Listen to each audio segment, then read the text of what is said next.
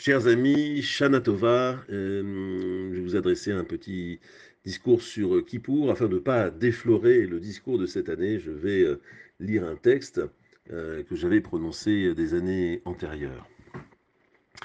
L'une des meilleures histoires que je connaisse sur le pardon n'est pas due à Maïmonide, ni au Baal Shem Tov, ni à aucun autre rabbin chassidique, pourtant volubile sur la question, mais au général Schwarzkopf. Le général Schwarzkopf, pour ceux qui s'en souviennent, est ce général américain qui, après l'invasion du Koweït par Saddam Hussein, commandait les forces de la coalition et l'opération Desert Storm lors de la guerre du Golfe en 1991. Quelques années plus tard, on lui posa la question de savoir s'il était envisageable, pour lui, de pardonner aux responsables des attentats du 11 septembre. Le général Schwarzkopf avait réfléchi un instant, puis avait répondu, non sans finesse, ma conviction, c'est que Dieu pardonne. Mon job, à moi, c'est d'organiser la rencontre. À Kippour aussi, nous rencontrons Dieu, espérons-le d'une autre manière. La pression, cependant, n'est pas moindre, car à Rosh Hashanah, 3 livres se sont ouverts. Le livre de la vie, où les justes sont inscrits directement, le livre pour les désespérément méchants, qui sont inscrits pour la mort, et, chers amis, je me sens raisonnablement autorisé à penser que nous nous trouvons ce soir en agréable et nombreuse compagnie, nous, les Bénoniim, les cas intermédiaires. Non que notre sort soit de tout repos, nous ne bénéficions dans le 3e livre qui nous est réservé, nous pourrions l'appeler le livre du stand-by, que d'une inscription provisoire, en attente du jugement définitif. Obtiendrons-nous la compassion du jury? Ce jury, j'en ai bien peur, est assez peu démocratique. Il se réduit à Dieu lui-même, adepte, semble-t-il, de la phrase de Clémenceau. Toute commission doit nécessairement comporter un nombre impair, et 3, c'est déjà trop.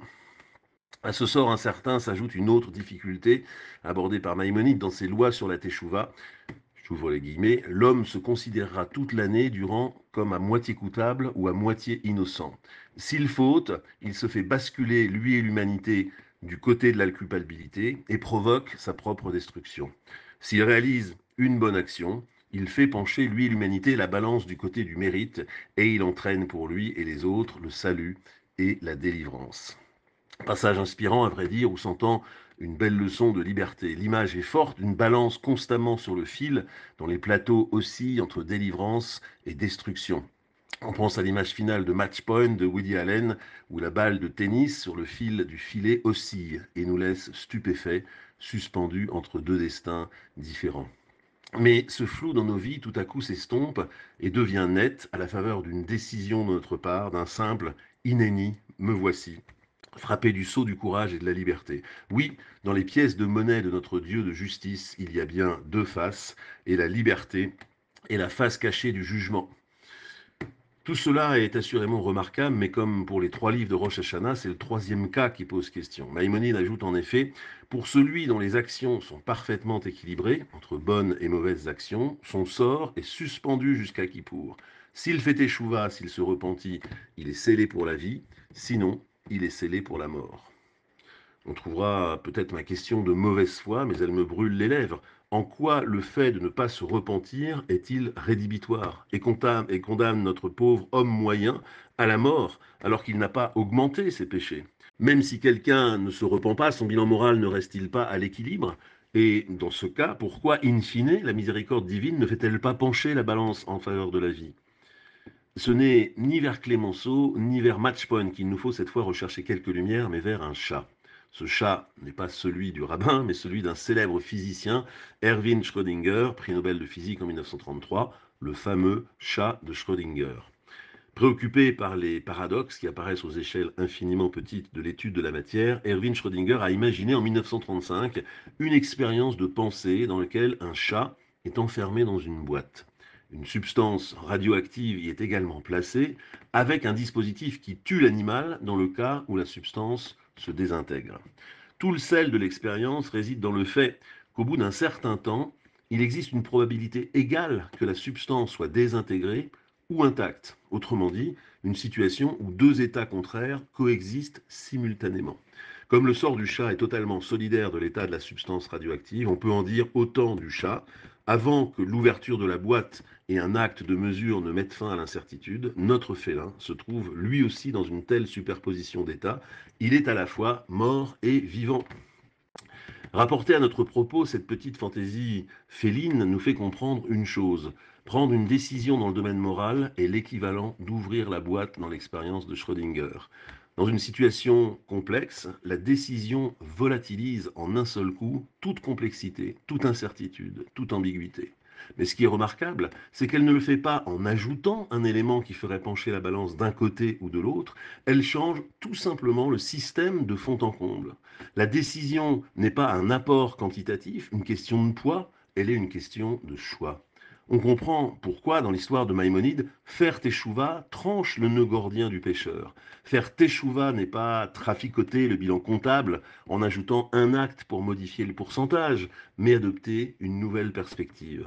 A l'inverse, ne pas faire teshuva est pire que ne rien faire, c'est ne pas comprendre. Comprendre que Dieu à Kippour n'est pas dans la statistique du chiffre, mais dans la dynamique du lien. Ne pas faire teshuva, c'est s'enfermer dans la routine et la médiocrité comptable, c'est ne pas saisir la perche tendue par Dieu, la possibilité de tout changer. La dynamique du lien et non le poids des faits, la possibilité de changer et non l'implacable loi de la causalité. On pourrait s'étonner de ces sortes d'ardoises magiques dont semble disposer à loisir la tradition. Beno Gross, dans un merveilleux livre, Les Lumières du Retour, consacré aux conceptions du Rav Kook sur la Teshuvah, en revient au fondement de la vision hébraïque du monde pour éclairer ces paradoxes.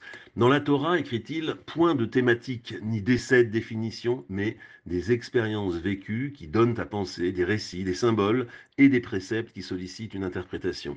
C'est là que se révèle ce que l'on pourrait appeler un ordre ontologique, une concrétude différente de la réalité naturelle, un univers métaphysique qui situe l'homme d'emblée dans une relation personnelle à Dieu et détermine, préalablement à toute spéculation, un espace spirituel de rencontre et de dialogue.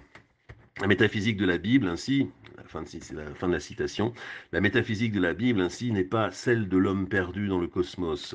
Elle n'est pas non plus celle de l'homme superbement isolé, autonome en son empire, rivé sur le rail de son humanité, et qui se tourne de temps en temps vers le réel pour y faire son petit bilan de compétences.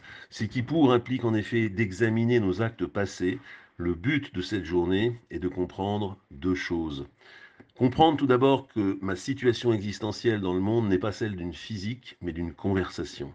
Mon premier lien est avec mon Créateur, et la seule question qui vaille dans cette perspective est celle que Dieu nous avait déjà posée au Jardin d'Éden. Ayeka, où es-tu? Le but n'est plus de tenir le score de nos actes, de jouer à l'apothicaire, mais de restaurer la proximité. En second lieu, comprendre que cette posture n'est pas gratuite. Elle a un prix. Elle nécessite de quitter le calcul routinier et nombriliste de ce que nous avons fait ou n'avons pas fait pour changer de regard, ouvrir la boîte de Schrödinger, dissiper le brouillard des événements pour y percevoir la conversation divine, celle de notre lien avec le Créateur, pour oser inventer autre chose de nous-mêmes. Ces deux exigences de Kippour dessinent finalement pour nous la possibilité d'un trésor de plus en plus abîmé dans nos sociétés, la confiance. C'est ce que signifie d'ailleurs la racine du mot Kippour, kaper, kapara, que l'on traduit généralement par expiation, mais qui, au sens propre, signifie couverture. À Kippour, Dieu nous couvre, une expression à faire sonner comme celle d'un combattant qui nous dirait « Allez-y, je vous couvre ». Rien de magique ici, mais l'image nous dit qu'il y a toujours un arrière-plan dans nos vies. Qu'en toute situation, le tirant d'eau est toujours plus profond que l'on ne pense. Tout ne se joue pas dans l'urgence, le nez écrasé sur un réel sans profondeur. Tout ne s'épuise pas immédiatement à la surface des résultats pour nous assigner une gloire immédiate ou une opprobre éternelle. En surface, des choses sont ce qu'elles sont, mais dans un monde où le réel est conversation, dans un monde de liens, we don't take yes for an answer. Aucun oui du réel n'est une réponse suffisante pour nous. Si le lien est endommagé, eh bien, il faudra le restaurer, mais il ne disparaît jamais, sauf si nous décidons de l'oublier. Dans notre souka de Kippour cette année, Clémenceau et le général Schwarzkopf étaient deux ouchpizines, deux invités assez surprenants, et nous pouvons bien y ajouter Paul Valéry, qui écrivait Rappelez-vous simplement qu'entre les hommes, il n'existe que deux relations, la logique ou la guerre. Oui, mais le chat de Schrödinger est passé par là, dans un monde de liens, de teshuva, où la décision donne sa chance à la liberté. Nous avons la liberté d'opposer l'amour à la logique. Et dans un monde de guerre, chers amis, de ne jamais désespérer de la perspective de la paix. Gmar Chatima Tova, Soyez inscrits dans le livre de la vie.